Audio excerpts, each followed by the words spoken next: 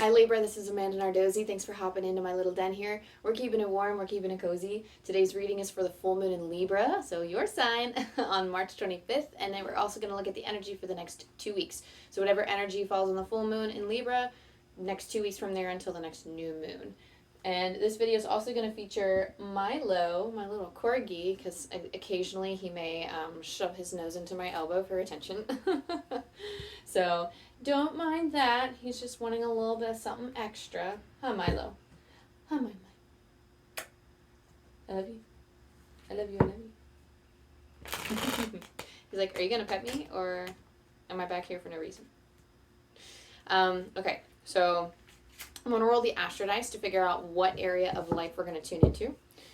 And then we'll go from there. We're going to pull some Celtic Cross, pull one Oracle from each deck, and then we're going to roll some Angel Dice for you. So for Libra, we have, what that is. We have the 11th house, Gemini, and Sun. So that's very interesting because, again, I always say that like Aquarius, Gemini, and, ooh. Did y'all see the way that just popped out? It's not just me, right? That just went, phew! When I do, like, the elements together, they all seem to have, like, a similar type of message. And it's interesting because, Gemini had the Sun and Gemini as well. Yours is in a different house. So the Sun is creation. Gemini is duality, and the 11th house is our relationships, our like social relationships, the social circles we find ourselves hanging out in. Actually, immediately it's coming through as school. Immediately it's coming through as like maybe circles that you've made that you're still keeping from places like high school or college, but I'm getting just like some social circle from school, from a school of some sort. And there's a duality here. So it's almost like you need to change direction, you need to change course. They're not on the same course as you, and that's the main message from it. There's a duality and that you love them very much, and that's okay. What I would actually recommend in situations like this, when you know that your friends aren't aligned with where you're going or what you're doing, or they can't fully support the person that you are becoming, it's more like, you don't have to cut them out, but it's almost like you need to remember your own power and not give them so much. And the reason that ends up being a thing is like that it just... We listen to their energy, we listen to their concerns, their opinions, their beliefs, and then it almost kind of gets stuck in our body. When you look at the spiritual energy, actually, if you go get Reiki, like they might actually tell you too, if they can sense that kind of stuff along with it. They might be like, yeah, you like this is a little bit in your energy. Might be oppressing that throat chakra a little bit. There's going to be a little bit of heart chakra action there. And it's going to fall in some other chakras too. Also, like it could be your solar plexus, your personal power. I do see you moving out of this. It is a difficult road because it's almost like the Sun is usually creation, but the Sun is telling me like yourself. So you yourself are changing. I don't know if you're going through a spiritual awakening or if you like... there's like a new avenue open for you that you're like, oh my gosh, like you're excited to take, but like your friends might be like they're not 100% feeling it. But there's this duality. I do feel like, this is looking far ahead, but there is an energy. Some of you could be completely leaving these social circles behind. And for others of you, Libra, it's like, I don't know, it's like they go to the background for a while until they can start to see or understand where it is you're going. Because they're still on a different avenue. I see them being on a completely different street. It's almost like you met up at the intersection and you hung out for a while and you journeyed for a while, but then all of a sudden you're taking like a mad hard left. I actually see you going right, but they're taking like a hard left. And the whole group is looking at you like, why aren't you coming to the left with us? And you're like, but I see this thing over here that I want to check out, but it's like no one wants to check it out with you. And they're frustrated because it's like, well, why can't you expend the effort to come over here to me? And it's because they don't understand. They don't get it. They're like, why are you the odd one out? Why are you going to check that out? Let's just go this way because that's a waste of time. That's kind of the energy I'm getting, is that you're going to over there, that's a waste of time.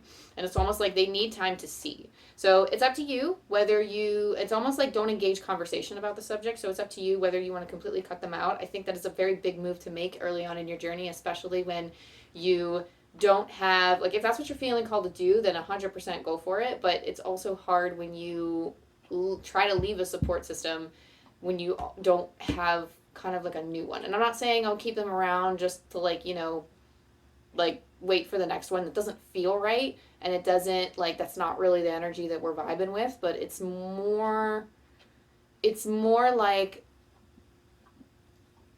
it's almost like this energy, some of them might, because they've been around, there's like this comfort, this familiarity, and it's almost like they feel like family to you. And if that's the case, that's fine. But sometimes even with family, it's put them on the back burner for a while, until it's almost like, look at the mess you've made. Like, let's put you on the back burner until like we can get this cleaned up, until I can sort out what I want to do and figure out my path, so that way I can stand confidently enough to face you, so that I can be in your presence, so that we can continue to live life together. But I can live it in my own way and not feel hindered by your thoughts, opinions, and beliefs, right? So sometimes we need to take that time. So moving on to your Celtic cross, I do see you taking charge. You are heading in the direction that you want, the Chariot, and you're not letting anybody stop you. But I do see a little bit of resistance. The challenge with the Two of Swords is mainly just deciding. It's deciding to take that action. You have this crossroads. You might be at a path. And again, I see you at this intersection with your social circles. They're saying, let's take a left. And it's almost like you're stuck at the intersection because you know the path that you want to take. You know the path that you have to take. But it's more like they're going to keep going and you're still stuck. You know you want to go to the right and you're going to, but it's like you're watching your group walk away, and it's almost like you're stunned, and you're still like, well, I can change my mind. I can do what they want me to do anyway. I can do what they expect me to do anyway. But that's not the decision I ultimately see you making. And I'll tell you why here in a second. The Sire of Cups is akin to the King of Cups. The King of Cups is having a calm mind, calm heart, specifically because the Cups is the suit of emotions, the suit of intuition. And I believe you are at the seat of your intuition right now, going into stronger intuition too. In your near future, you have the High Priestess. So I mean, full on, like, this doesn't have to be a full on spiritual awakening, but it does feel like an awakening of some sort. It's awakening to like the truest part of yourself, or a more true element of yourself. It's like your key to the next phase of your life is what I'm hearing. In your recent past, you've had Four of Swords. You might have been mulling over this for a while. You might have been thinking like, okay, like I need to come back. I need to meditate. And it's almost like you've meditated on this path, or you've like seen this in dreams. I see the Four of Swords is also the dreaming card, where we receive signs and messages and symbols in our dreams. And it's more like we have this information now. We just need to act on it. But coming up from within, when we're talking about the King of Cups there, it's almost like you have the emotional maturity to understand that they're not headed where you're going.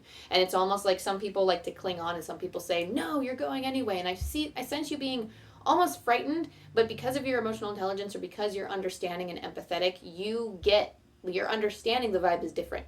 And you're not as, it's more like I'm frightened to go off on my own, but you are leagues ahead of other people in your position who recognize they need to make a change, but feel they are unable to, because, you know, they feel that the other party can change their minds. And you are not at that point. You are understanding these people are not going to change their minds. And I know that they're not on my path. I know they're not vibing with me, and I know what I need to do. But it's going to be hard, and it's challenging. And you know that, but it's almost like you are the King of Cups. And the King of Cups has rough waters all around him. And even though there are rough waters everywhere, he is still calm, because he knows that the storm will pass. And you know that things will calm down eventually. So with that understanding, with that knowledge, that's coming up from within. And it's almost like that's where you shine, is your empathetic nature. That's where you shine, and that you understand and read people very well. So that being said, that's coming up from within. Your focus, your focus is the new beginning. So even though there's like a little bit of hesitancy on the action part, you're still dreaming of this new beginning. You're still hoping and wanting to take action towards it. I see your energy and intention building towards this direction. So, because this is quite literally like the part of the Celtic cross where your focus is on this new journey. And it's almost like the new episode of me. Like that's what we're on right now, is like you're excited for it. It's disappointing that you can't take anyone with you on the journey, or at least your social circle.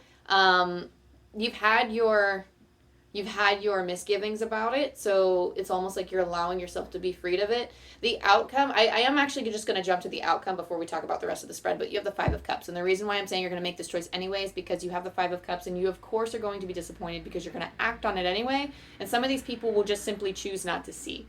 They will continue, even though you're far down the line, even though you're exploring this other store, and then you are finding a rabbit hole to jump into because you're like, oh my gosh, there's this whole other city that I love, that I want to go check out and explore, and none of these people really vibe, like they don't connect with your new experiences, so it could be hard to actually keep hold of them. but it's almost like you're understanding that eventually you may have to let them go. And the Five of Cups isn't quite letting it go. It's more of disappointment. I do believe this is more talking about your emotional journey, but I do see something physical. Like some of you are letting some people go.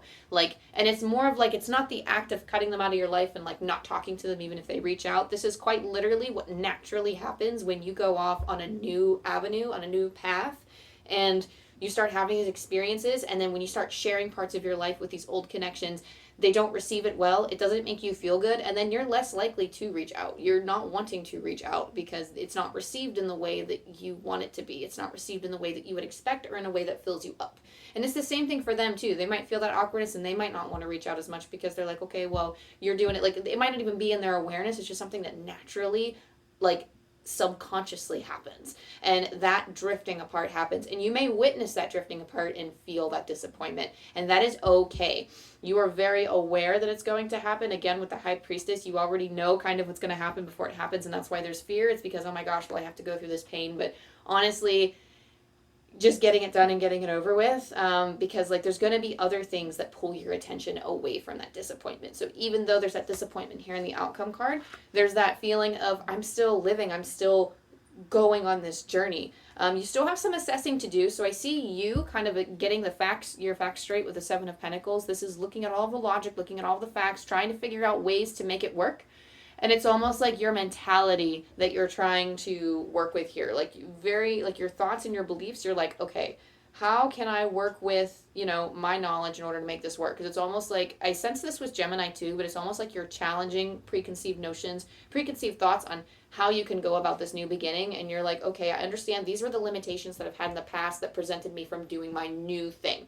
And how do I make this new thing that I'm doing normal for me? How do I normalize this thing I'm about to do? Because this is about to be my life. I'm about to go on this new thing. How do I incorporate this into my routine? How do I start thinking about myself in this light? How do I start reflecting in this light? I don't know why I'm getting like kick-ass business entrepreneur vibes. You don't have to be. This could quite literally be just a career shift. This could be taking on a new hobby. This could be quite literally moving to another city for some of you. I'm getting all sorts of messages with this one, but it really is just assessing and getting all of your ducks in order before you make your move. So you have the Queen of Wands in your environment, and the Queen of Wands is literally just passion, passion, passion everywhere. Like, it's so interesting because the Queen of Wands has its own confidence that comes with it. She has this fire egg here, so she's birthing something new. In her confidence, she has her own little sector of the kingdom, and she understands how to maintain it. And in your environment, I can't help but feel like you have all of this inspiration coming at you from different angles or various angles, and it's more of like I see you flaring up with all of these ideas for how it's almost like which way you want to go or how you want to manifest this new beginning or this new chapter of your life. And I just see stuff coming from all different angles somehow. And that's like the passion, that's the flare up. So the Wands talks about creativity. It does talk about our passion, our will, our drive to continue and push forward. And with the Knight of Swords here and your hopes and your fears, it's almost like I feel this actually being a little defensive in nature. So I feel you wanting to expend energy on defending your stance when it comes to your social circles. But it's almost like, I would say don't waste the energy or don't spend that time, but I can't help but feel like some of you might need that.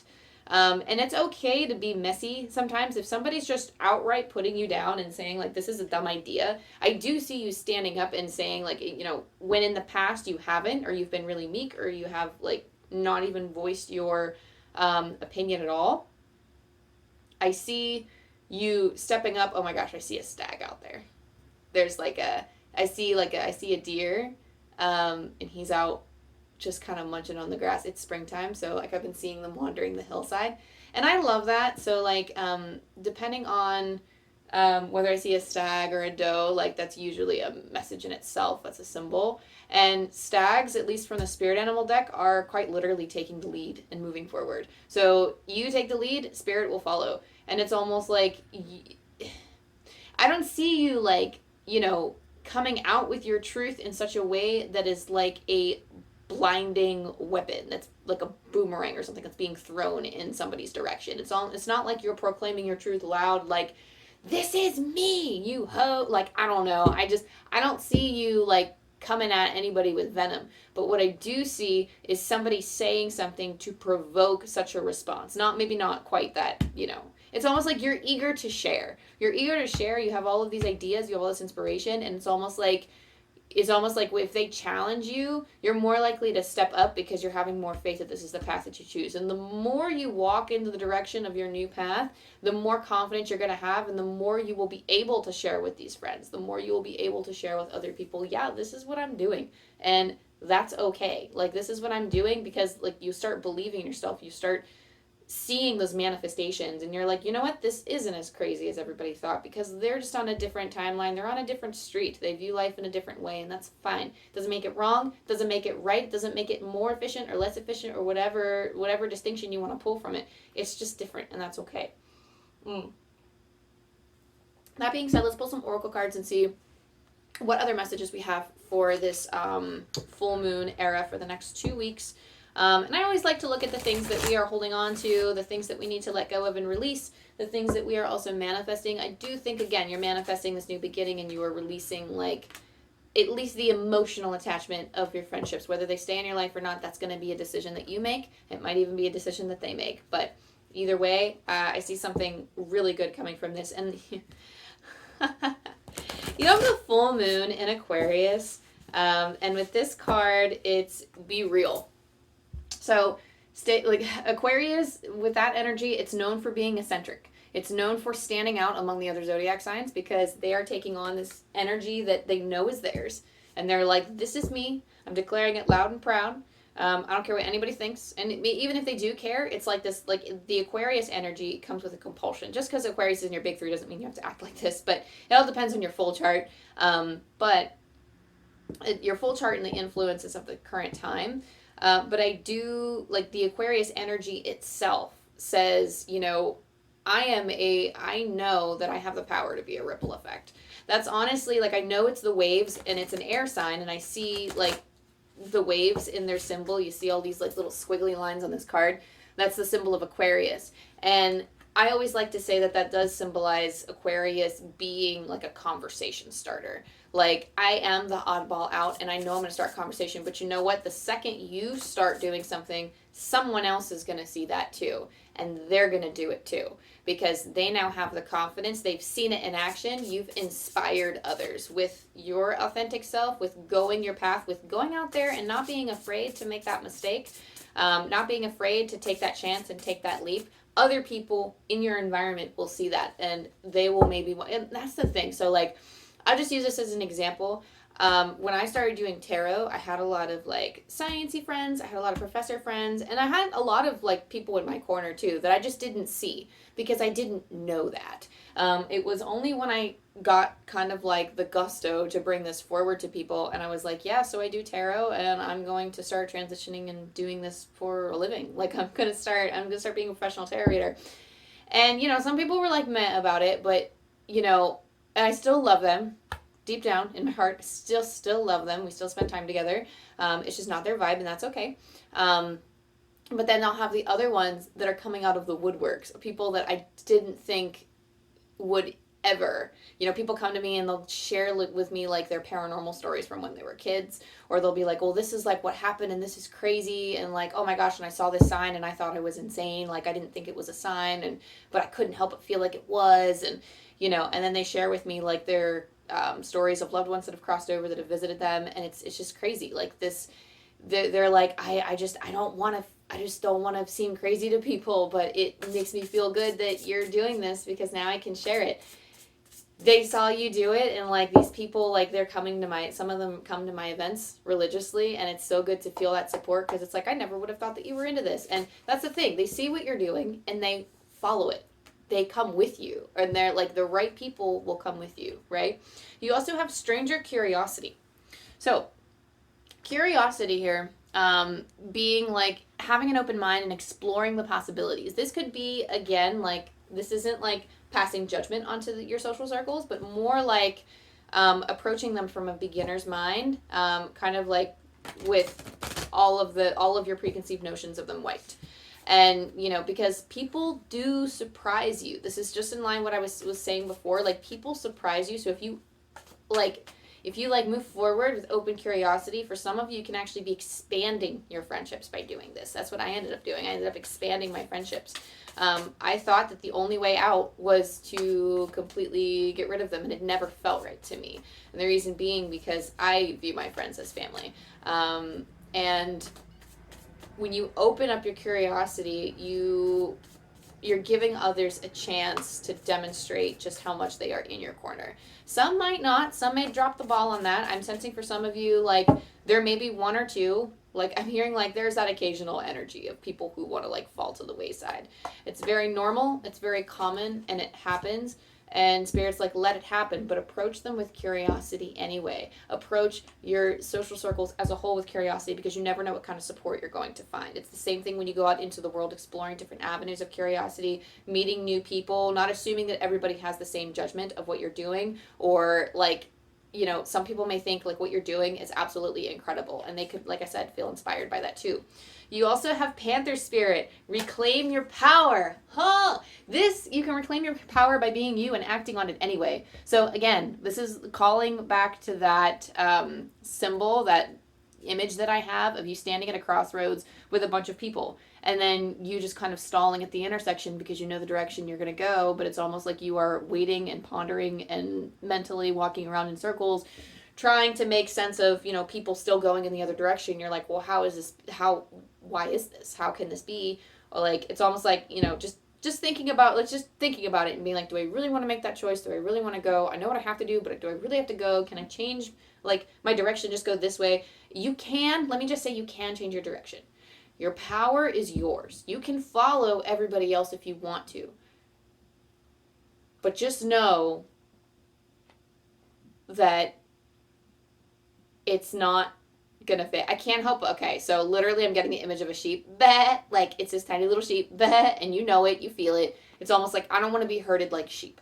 I want to be a lion. I want to be on the prowl. I want to feel powerful. I want to feel calm in my energy. I don't want to feel like I'm pulled to do something that I don't want to do. I don't want to feel pulled in a direction that I don't want to go, because then I'll feel like a sheep. Just know that that is the energy that you'd be walking into if you choose to go that way, but you already know what direction you want to go in. So I say, go for it. So this is the thing. When we stall at that intersection, we are not claiming our power. We're just kind of standing there giving our power to somebody else, because like, we're allowing ourselves to be influenced. And it's okay. We're influenced by people all of the time. We can be inspired by other people, but when it lacks inspiration and when it feels like the direction is just coming from conformity or coming from comfort and familiarity, rather than inspired action towards the destiny that we want to achieve for ourselves, that's when we start giving away our power, okay? I'm going to roll the dice for you, Libra, and see if there's any other extra angel messages we can share before I send you on your way. We have 797. I'm pulling from Angel Numbers by Kyle Gray.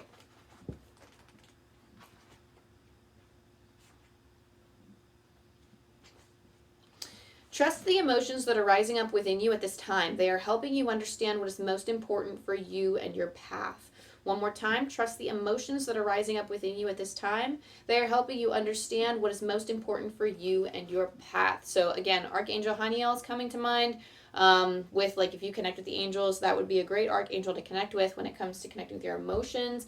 Any goddess, deity, whoever, you don't have to connect with anybody. This is just an idea for those of you who are interested in things like witchcraft, for those of you who are interested in connecting with energies on the other side. Goddess Hecate?